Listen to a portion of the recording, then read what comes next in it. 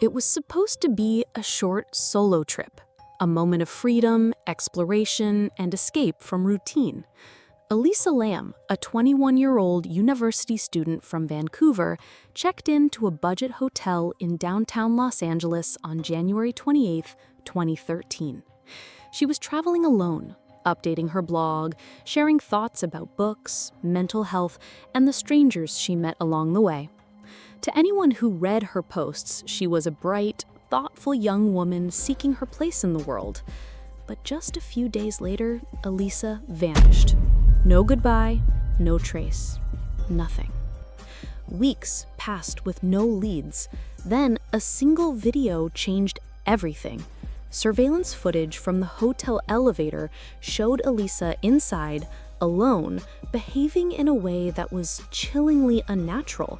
She pressed multiple buttons, peered out into the hallway nervously, stepped in and out, waved her arms strangely, and appeared to be speaking to someone, or something, that wasn't there. The footage quickly went viral. Millions watched. Millions speculated. Some said she was hiding. Others believed she was hallucinating.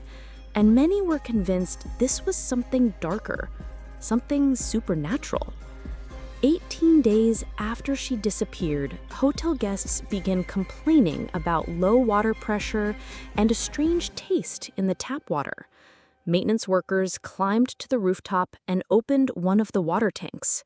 Inside, floating face down and naked, was the decomposing body of Elisa Lam. How did she end up there? Why was the lid closed from the outside? Why was she alone on the roof, a place supposedly locked to all guests?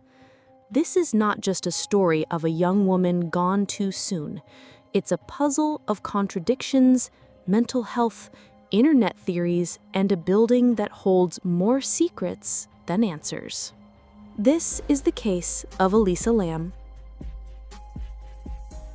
Elisa Lam was born on April 30th, 1991, in Vancouver, Canada, to immigrant parents from Hong Kong. She was the youngest daughter in a traditional Chinese family, raised in the quiet suburbs far from the chaos that would eventually swallow her name. By most accounts, Elisa was a curious, intelligent, and thoughtful young woman. She loved fashion, books, indie music, and pouring her thoughts onto her blog, a digital journal that she kept under the handle Etherfields.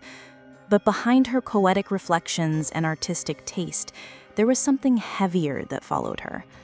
Elisa had been diagnosed with bipolar disorder and depression, a struggle she never tried to hide. She wrote candidly about her ups and downs, her medications, her thoughts on therapy, and the feeling of being stuck in a black wave. Her posts were not cries for help, but windows into a mind constantly trying to balance itself between light and shadow. Elisa was also searching for meaning, for herself, for a break from the cycle of school, pressure, and the weight of mental illness. In late January 2013, she decided to travel alone to California, a solo trip along the west coast of the United States. It was meant to be a break, an adventure, a form of self-discovery. Her parents were hesitant, but Elisa promised to call them every day to check in. Her first few stops were typical: San Diego, the zoo, bookstores, cafes. She took photos, updated her blog, and posted to social media like any other traveler. But her words carried something fragile, a kind of emotional transparency that now, in hindsight, feels almost like foreshadowing. In one post she wrote, "You're always haunted by the idea that you're wasting your life." When she arrived in Los Angeles, she checked into the Cecil Hotel, a place steeped in history, infamous for crime, death, and darkness. Whether Elisa knew its reputation or not remains unclear. What is clear is that she was alone, in a city she didn't know, inside a building that held stories eerily similar to the one she was about to become. Elisa checked in to the Cecil Hotel on January 28, 2013. At first, she was assigned a shared room, a dorm-style setup with other young female travelers. But just a couple of days later, she was moved to a private room after complaints from her roommates. The reasons were vague, but those who encountered her described her behavior as odd or disturbing. One said she had long conversations with no one there. Another said she would disappear for hours and return laughing to herself. It was unclear whether these were symptoms of a manic episode or simply misunderstood behavior by strangers. But the shift from shared to solo was the first subtle sign that something was unraveling. Despite this, Elisa continued to explore Los Angeles. She visited local bookstores, including the Last Bookstore, a famous downtown spot. The staff remembered her as talkative, bright, and cheerful. One employee even said she was buying gifts for her family back home. Nothing about her demeanor raised concern. To them, she was just another tourist, polite, curious, full of youthful energy. But at the same time, her online presence began to quiet down. No new blog posts, no fresh updates on Tumblr, no more daily check-ins with her parents. On January 31st, she missed a scheduled call home. Her family, instantly worried, contacted the LAPD and reported her missing. Within hours, police arrived at the Cecil to search her room. They found her belongings, wallet, ID, laptop, all still inside. Her bed was unmade, clothes were scattered, but there was no sign of a struggle. No blood, no forced entry, just absence. Guests and hotel staff were questioned. Some had seen her days earlier in the lobby. Others thought they saw her exiting the elevator. But no one could say for sure what happened next. There were no security alerts, no alarms triggered. Elisa had simply vanished inside a 15-story building in the middle of one of the busiest cities in the world. It was as if she had dissolved into the walls. On February 14, 2013, 2 weeks after Elisa Lam was reported missing, the Los Angeles Police Department made a public move that would turn the case into an internet phenomenon.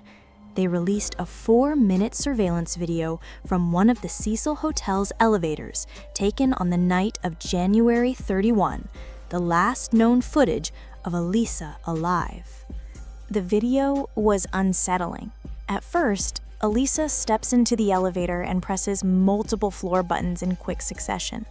She waits, but the doors don't close. She peeks out into the hallway, steps back in, then suddenly hides in the corner as if avoiding someone. She jumps out again, waves her hands in strange, almost fluid motions, then steps back into the elevator, pressing more buttons. At one point, she appears to be speaking to someone invisible in the hallway. Her gestures are erratic, her expressions shifting between fear and something harder to name. The footage went viral almost instantly. Within days, millions had watched it on YouTube, dissecting every frame. Some viewers slowed the video down, claiming to see a shadowy figure just outside the door. Others believed she was hiding from a pursuer, possibly a hotel guest or an intruder.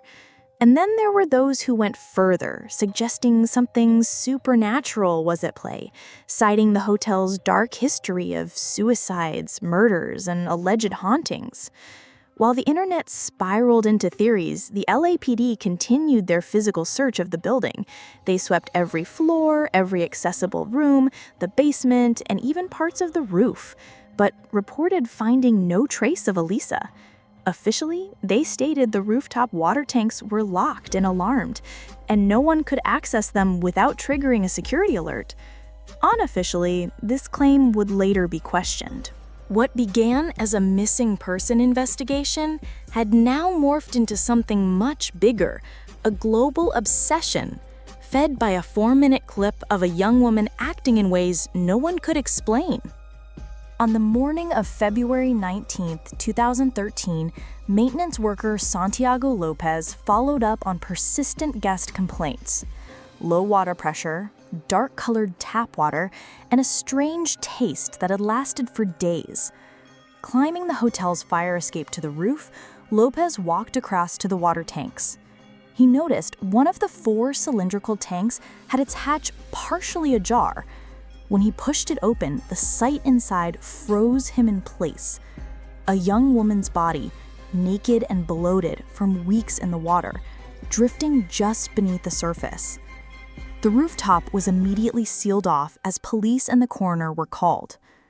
Removing the body proved challenging. The opening of the tank measured less than 2 feet across, and there was no internal ladder. Emergency crews had to drain the water and cut into the side of the tank to bring her out. Identification was swift. The coroner confirmed the remains belonged to Elisa Lam, missing for 19 days. No clothing was found on her body. Her clothes were later recovered from the tank, saturated and floating separately. News of the discovery swept through international media within hours. Images of the hotel rooftop and the water tanks appeared on front pages, often side by side with still frames from the elevator video. For the guests staying at the Cecil, the revelation was even more personal. Many had bathed in, brushed their teeth with, and even drunk from the very water that had, unknowingly, been tainted by Elisa's remains for weeks. It was a detail that turned a mystery into something far more disturbing, intimate, inescapable, and unforgettable. The Los Angeles County Coroner's Office conducted an autopsy on Elisa Lam's body on February 21, 2013. Initially, the report was marked as inconclusive, with toxicology results pending. When the final report was released in June 2013, it concluded that Elisa's death was an accidental drowning, with her bipolar disorder listed as a significant contributing factor. No alcohol or illegal drugs were found in her system, but traces of her prescribed medications used to treat bipolar disorder were present. The level suggested she may not have been taking them as consistently as prescribed. The LAPD maintained that Elisa had somehow gained access to the roof and entered the tank on her own. They pointed to the lack of signs of struggle or trauma and the absence of evidence indicating foul play. However, critics noted several unanswered questions. How did she bypass the locked rooftop door without triggering the alarm? Could she have lifted the heavy hatch alone? And why were her clothes found separately in the water? Images from the rooftop inspection showed the water tanks towering over the narrow roof surface, with only a maintenance ladder leading up to each. Public reaction to the verdict was divided. Some accepted the conclusion of accidental drowning triggered by a mental health crisis. Others believed the investigation left too many gaps, fueling theories of homicide, paranormal influence, or even elaborate cover-ups. The case had now crossed from a police file into the realm of urban legend, a mystery that official documents couldn't put to rest. Mental health experts who reviewed the case noted that Elisa Lam's bipolar disorder could have played a significant role in her final hours. In particular, manic episodes, marked by heightened energy, disorganized thinking, and impaired judgment, can sometimes lead individuals to take dangerous risks without recognizing the consequences. Toxicology reports showed that Elisa had lower than prescribed levels of her medication, suggesting she might have missed some doses in the days before her disappearance. For someone with bipolar disorder, even a short lapse in medication can destabilize mood and thought processes, potentially contributing to erratic or unsafe behavior. But the Cecil Hotel itself was more than just a backdrop. It was an environment steeped in an unsettling history. Since its opening in 1927, the building had been linked to suicides, murders, and infamous residents, including serial killer Richard Ramirez. Its location on the edge of Los Angeles' Skid Row placed it amid poverty, drug use, and crime. Psychologists have long studied how high-stress environments can exacerbate mental health struggles, and for a solo traveler already vulnerable, the Cecil could have amplified feelings of paranoia or fear. Then there was the role of the internet. When the LAPD released the elevator video, online communities exploded with speculation. Forums like Web Sleuths, YouTube channels, and even fringe conspiracy sites dissected every movement Elisa made. The lack of clear answers allowed the story to take on its own life, blending fact, theory, and sometimes pure invention. In this way, the Elisa Lam case became a cultural phenomenon, not because of what was definitively known, but because of what could never be proven. It was a mirror reflecting both the fragility of mental health and the human appetite for mystery, magnified by a digital world eager to fill in the blank. More than a decade after Elisa Lam's death, her story still lingers, not just in police files, but in documentaries, podcasts, online forums, and the minds of those who watched her final moments in the elevator. The case has become a cautionary tale about the dangers of traveling alone, the unpredictable nature of mental illness, and the murky line between curiosity and exploitation. The Cecil Hotel closed in 2017 for renovations, but reopened under a new name, Stay on Main, in an attempt to distance itself from its dark past. Still, for many, the building remains synonymous with the unsolved mysteries it has witnessed. Several questions continue to haunt both investigators and the public. How did Elisa access the locked rooftop without triggering alarms? Could she have lifted the heavy tank hatch on her own? Why were her clothes removed and found separately in the water? And most troubling, was anyone else involved?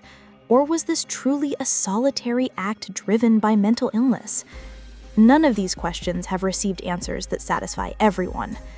Beyond the case itself, Elisa's story sparked conversations about how the internet consumes tragedy. Armchair detectives around the world dissected her life, often crossing ethical lines, blurring the boundary between investigation and intrusion. Yet, in another light, this same attention ensured her disappearance and death would not fade quietly into obscurity.